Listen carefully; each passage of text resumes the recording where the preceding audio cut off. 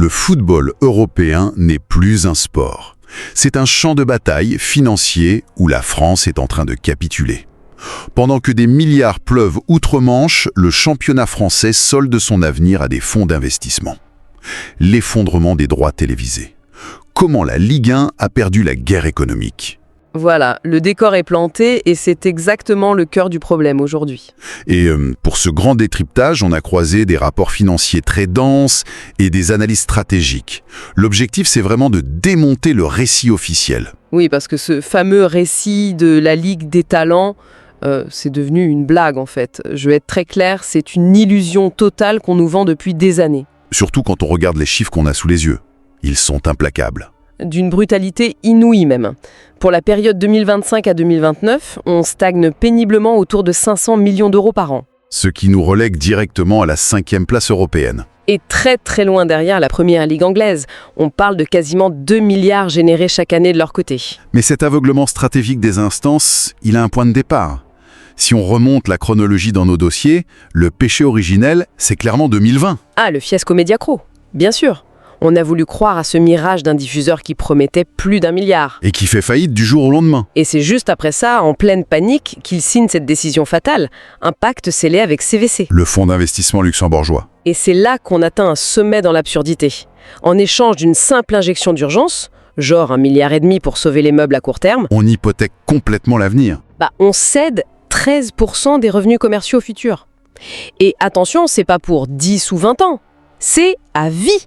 À vie, C'est littéralement vendre le salon de sa maison pour payer sa facture d'électricité du mois. c'est une hérésie économique totale. Et dans toute cette débâcle, le vrai dommage collatéral, c'est le public. Évidemment. Parce qu'il faut bien colmater cette brèche. Donc aujourd'hui, on demande aux supporters de débourser quasiment 60 € par mois en cumulant des offres comme DAZN et Bein. Ce qui provoque une rupture totale du contrat social sportif. Les gens refusent de payer l'addition. Ils refusent catégoriquement. On le voit, plus d'1 300 000 personnes en France se tournent maintenant vers le piratage, les fameux boîtiers IPTV. Mais face à cette jungle, on pourrait se dire qu'il y a des garde-fous. Le fair-play financier de l'UEFA, par exemple. Non mais soyons sérieux 2 minutes.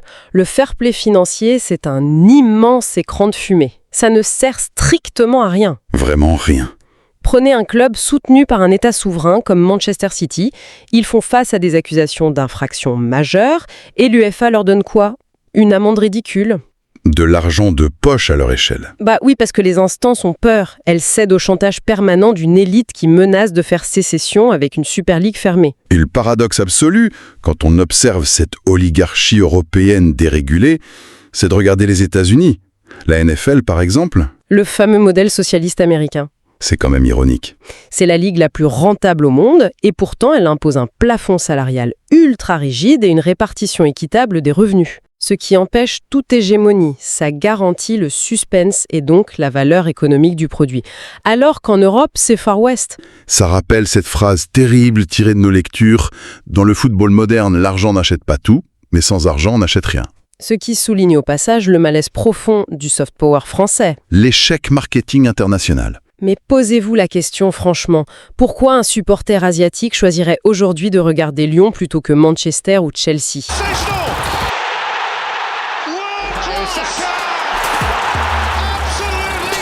Il n'a techniquement aucune raison de le faire. L'échec est total. La Ligue 1 en est réduite à vendre ses meilleurs jeunes chaque été pour équilibrer ses bilans. Et donc, l'ultime solution pour survivre financièrement, ça serait ce qu'on voit avec le Paris FC, attirer des conglomérats mondiaux comme Red Bull. On accepte d'être mis sous perfusion de capitaux étrangers, c'est la seule porte de sortie. Ce qui nous amène à une réflexion finale vraiment vertigineuse. Si la seule issue est de devenir une simple succursale de divertissement sous perfusion extérieure, le football doit-il définitivement abandonner son ancrage local et son identité historique ? Voilà de quoi faire méditer longuement ceux qui suivent ce sport de près. Les télés font chuter depuis 2020, alors on revient à un niveau qu'on n'avait pas connu depuis 2005. C'est terminé. Merci à tous de nous avoir suivis. On se pose souvent la question, la Ligue 1, est-ce qu'elle est vraiment en crise ? Ou est-ce qu'elle est simplement en train de se faire écraser par la puissance financière de la première ligue anglaise ? D'un côté, on a un championnat qui bat tous les records, et de l'autre, le football français qui semble se battre pour sa survie. Alors, que se passe-t-il vraiment ? Allez, on va décortiquer tout ça. Pour bien comprendre, commençons par le plus simple, les chiffres. La première ligue anglaise, juste avec ses droits de diffusion, c'est 1,95 milliard d'euros par an. Un chiffre colossal. En face, la Ligue 1 française, c'est 500 millions. C'est presque 4 fois moins. Et cet argent, ce n'est pas juste pour faire joli sur un bilan comptable. C'est vraiment le nerf de la guerre. C'est ce qui permet d'acheter les meilleurs joueurs, de construire les plus beaux stades et au final de dominer la scène européenne. Du coup, la question qu'on a le droit de se poser, c'est comment un tel gouffre a-t-il pu se créer entre deux championnats, pourtant si proches géographiquement? Eh bien, ce n'est pas un accident. C'est le résultat de choix stratégiques très différents de part et d'autre de la Manche. Pour la France, tout bascule avec un rêve qui a tourné au vinaigre. Un moment clé, un pari fou qui a plongé le football français dans une crise dont il a encore du mal à se remettre aujourd'hui. Alors, souvenez-vous, en 2018, la Ligue de football professionnel, la LFP, pense avoir touché le jackpot. Un contrat à plus d'1 milliard d'euros par an avec un groupe espagnol, Mediapro. Sur le papier, c'était le deal qui devait tout changer, qui devait permettre à la France de rivaliser. Sauf que le château de cartes s'est effondré à une vitesse folle. Quelques mois à peine après le lancement, en octobre 2020, Mediapro n'honore pas son premier gros paiement et en décembre, c'est fini. Le rêve est brisé. Et le plus fou dans cette histoire, c'est qu'en fait, certains l'avaient vu venir de très loin. Dès la signature en 2018, le patron de Canal+, le diffuseur historique, qui venait de se faire évincer, avait prévenu. Il avait fait ses calculs et l'avait dit publiquement. Le modèle économique de Mediapro ne tenait pas la route. Il fallait un nombre d'abonnés complètement irréaliste pour que ce soit rentable. Une mise en garde quasi prophétique. Imaginez le tableau. En pleine pandémie de Covid, le diffuseur principal se retire. Pour le foot français, c'est un séisme, un vrai choc. Du jour au lendemain, les clubs n'ont plus l'argent sur lequel ils comptaient, alors qu'ils avaient déjà engagé des dépenses.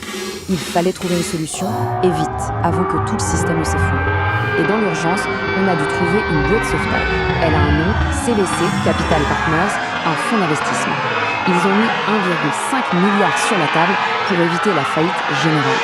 Mais le prix à payer est exorbitant. En échange de cet argent frais, CVC a récupéré 13% de tous les revenus futurs de la Ligue. Et attention, le détail qui tue, c'est à vie, pour toujours. C'est comme si on avait hypothéqué la maison pour payer les factures du mois. Ok, maintenant, traversons la Manche. Parce que pendant que la France se débattait dans cette crise, l'Angleterre, elle, continuait de construire méticuleusement son empire. Le succès anglais, ça ne s'est pas fait en un jour. Ça s'est construit par étapes, avec des décisions très intelligentes. Il y a d'abord eu le drame de Hillsborough en 89, qui a forcé une modernisation salutaire des stades. Puis, le coup de génie. En 1992, les grands clubs créent la première ligue et s'associent avec la chaîne Sky pour en faire un produit télévisuel premium.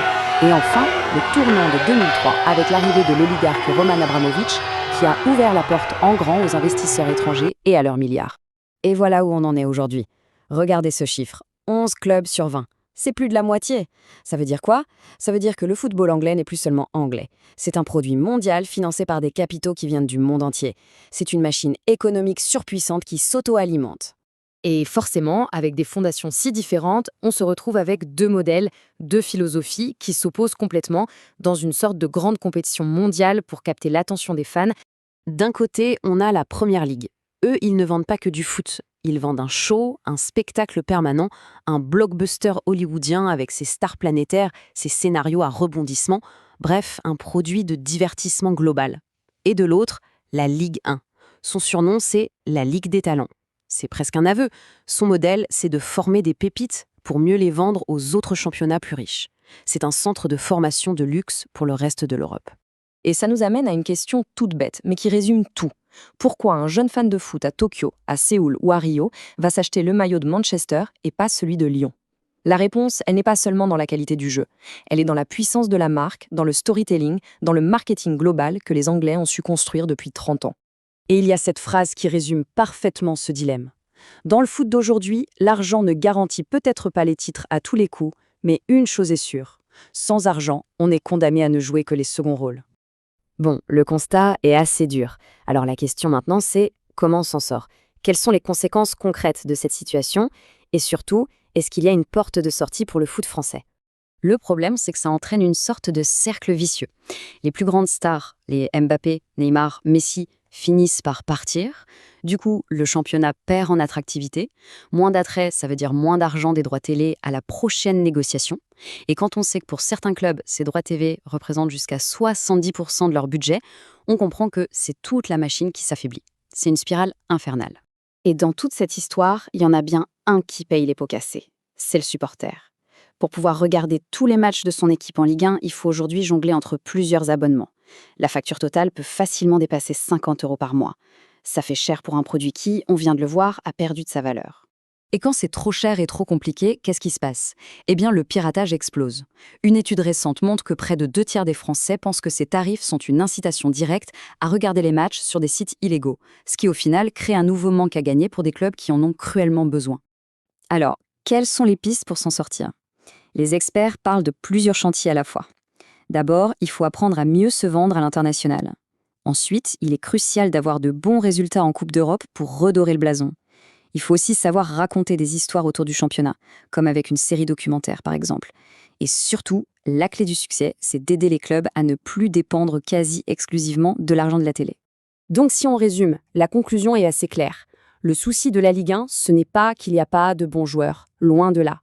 Le vrai problème, c'est qu'elle participe à un jeu dont les règles économiques sont complètement pipées en faveur de la machine anglaise. Et tout ça, ça nous laisse avec une dernière question, une question un peu vertigineuse pour l'avenir.